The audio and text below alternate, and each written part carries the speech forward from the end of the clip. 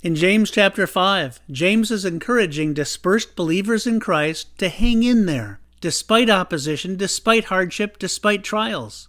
In verses 10 and 11, he provides the following words of encouragement to persevere.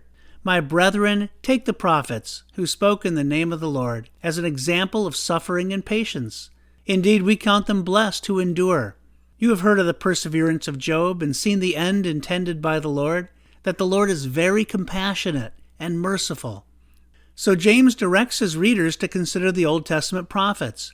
They spoke in the name of the Lord, yet they suffered. In fact, they were an example of suffering and patience.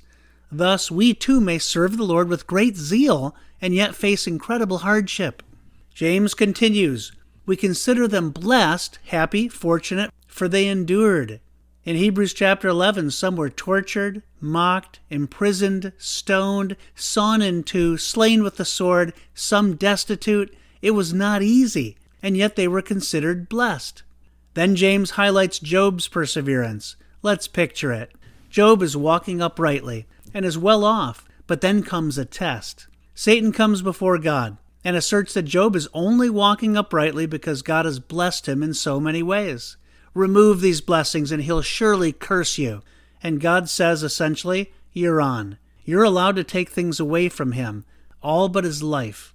So in Job chapters 1 and 2, Job loses his oxen, donkeys, sheep, servants, camels, more servants, and then his children, and his house, and his good health. And yet despite all this, he refuses to curse God, even when experiencing severe physical pain. Instead, he perseveres in faith. James then asks his readers to consider the end of Job's drama and the underlying intentions of the Lord. In other words, think about how Job's trial ends and what comes out of it. Job learns some lessons about how big God is. And then in the final chapter, he gets hugely blessed.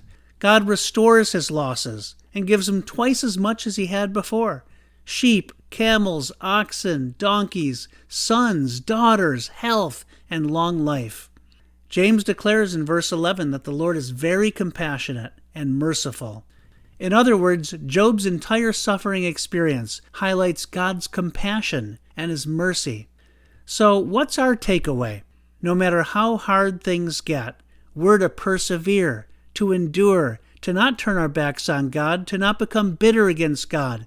And in the process, we will find, as Job found, that God has his purposes for our trials, and that he is indeed very compassionate and merciful.